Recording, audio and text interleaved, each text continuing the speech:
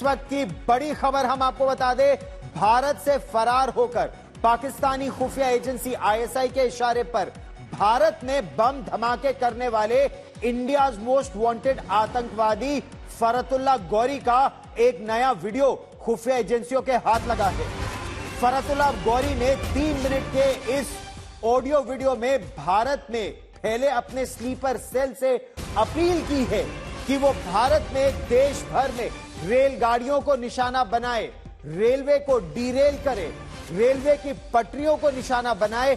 ऐसा करने में भारत में अराजकता फैलेगी, डर फैलेगा, पेट्रोल की पाइपलाइन और उससे जुड़े समूहों को निशाना बनाने का भी इन आतंकवादियों ने ऐलान किया है। खुफिया एजेंसी के सूत्र यह भी जानकारी दे रहे हैं कि भारत सरकार से घोषित आतंकी फरतुल्ला गौरी ने पाकिस्तानी खुफिया एजेंसी आईएसआई की शह पर ही बेंगलोर में रामेश्वरम कैफे में अपने स्लीपर सेल के जरिए आईईडी ब्लास्ट कराया था और अब उनकी साजिश एक बार फिर भारत को दहला देने की है। 3 मिनट का है यह वीडियो और 3 मिनट के इस आतंक के ऑडियो वीडियो में इंडियाज मोस्ट वांटेड आतंकवादी फरतुल्ला गौरी रेलवे नेटवर्क को निशाना बनाने की बात कर रहा है ताकि इसमें सैकड़ों बेगुनाह मारे जाएं और उससे भारत में डर और आतंक का खौफ एक बार फैल जाए।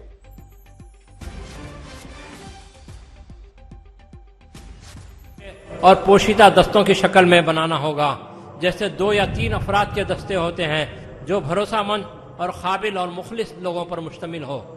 आगे मुस्तकबिल में यही छोटे दस्ते हमारी तहरीक के लिए बुनियाद बनेंगे, जो शफाफियत, राजदारी और बहादुरी के साथ दुश्मन का मुकाबला करेंगे। इन दस्तों में मुशावरत के जरिए एक अमीर मुकर्रर करें और उसकी क़ियादत में सारे लोग काम करें, एक दूसरे के मददगार बन जाएं। इस तरह हर दस्ता अपने आप को खुद चलाएगा। यकीनन दुश्मन को आपका ये जाल तोड़ना, आपका ये नेटवर्क तोड़ना तकरीबन नामुमकिन हो जाएगा। इस जंग का एक बहुत अहम पहलू यह है कि दुश्मन को माशी और इक़्तिसादी तौर पर नुकसान पहुंचाए। ये जंग का बहुत अहम और बहुत असरअंदाज पहलू है।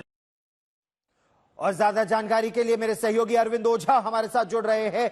अरविंद, फरतुल्ला गौरी का यह कहना कि भारत में जो रेलवे का नेटवर्क है उसे निशाना बनाया जाए और हाल के दिनों में ऐसी कई तस्वीरें भी सामने आई हैं, रेलवे के ट्रैक पर बड़े बड़े पत्थर, स्लीपर, लोहे के रॉड, ये सब रखे जा रहे हैं। क्या पुलिस और खुफिया एजेंसियां इन दोनों घटनाओं को जोड़कर भी देख रही है?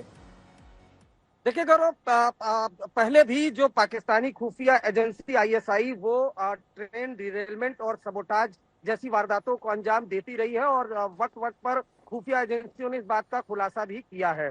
फरतुल्ला गौरी का जो ये वीडियो स्टेटमेंट है, 3 मिनट का ये वीडियो स्टेटमेंट, इससे जो पाकिस्तानी खुफिया एजेंसी आईएसआई का प्लान है वो पूरी तरह से एक्सपोज होता है। फरतुल्ला गौरी के इस बयान को खुफिया एजेंसी बेहद गंभीरता से ले रही है। वो इसलिए भी ले रही है कि बीते दिनों आपने देखा होगा कि बेंगलोर के रामेश्वरम कैफे में जो ब्लास्ट हुआ था वो पाकिस्तान में बैठे फरतुल्ला गौरी ने ही अंजाम दिलवाया था। इसका अच्छा खासा स्लीपर सेल का नेटवर्क है।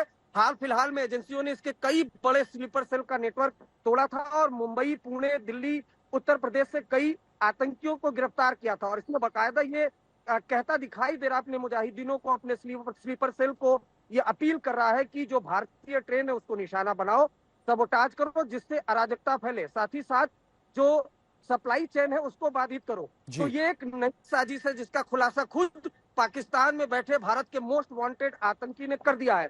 खुफिया एजेंसियां इसको बेहद गंभीरता से ले रही है। जाहिर सी बात है, हाल फिलहाल में जो ट्रेन डिरेलमेंट हुए हैं या सबोटाज करने की कोशिश की गई है, उस पर भी अब जो एजेंसीज है वो नए सिरे से निगाह रखेंगे। खुद जो रेल मंत्री है उन्होंने भी आज तक के इस खुलासे पर बयान दिया है और कहा है कि इसको बेहद गंभीरता से लिया जाएगा।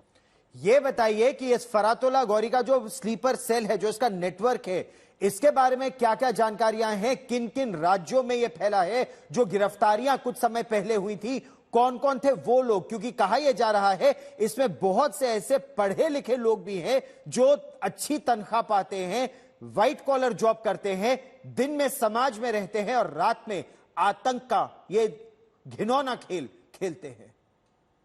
बिल्कुल गौरव, आपने सही कहा। बीते दिनों जो पुणे मॉड्यूल का खुलासा हुआ था उसमें कई इंजीनियर थे, लेकिन देखिए दिलचस्प पहलू यह है कि जो फरहतुल्ला गौरी है वो आतंकी संगठन आईएसआईएस के नाम पर भर्ती करता है। लेकिन बीते दिनों दिल्ली पुलिस स्पेशल सेल ने खुलासा कर दिया था कि आईएसआईएस जैसा भारत में कुछ नहीं है। दरअसल इसके पीछे पाकिस्तानी खुफिया एजेंसी आईएसआई का दिमाग है। वो आईएसआईएस के नाम पर भर्ती कर रही है।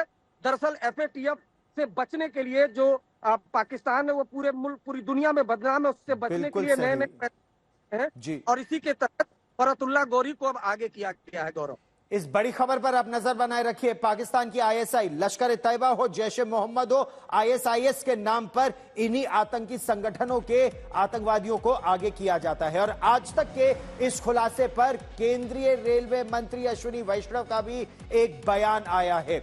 उन्होंने कहा है कि यह बेहद संवेदनशील मुद्दा है।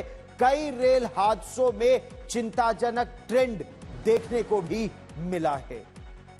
अब बहुत ही सेंसिटिव मुद्दा है।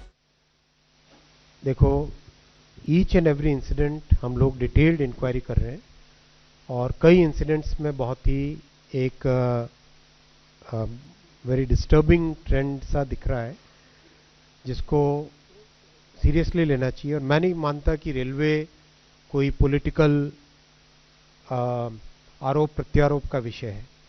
रेलवे एक ऐसी संस्था है, रेलवे और डिफेंस दो ऐसी संस्थाएं हैं देश में जो कि they should be above politics, जिसमें हमें कहीं पर भी देश के लिए जो ज़रूरत है, देश की लाइफलाइन है, इसके कहीं पर भी कोई भी अगर नेगेटिव इसमें होता है तो उसके ऊपर हम सबको मिलके, चाहे पक्ष हो, विपक्ष हो, अपक्ष हो, चाहे गवर्नमेंट हो, चाहे सिटीजन्स हो, चाहे मीडिया हो, चाहे इंडस्ट्री हो, हर किसी को मिलके we should try and make sure that railway runs in a very efficient mode.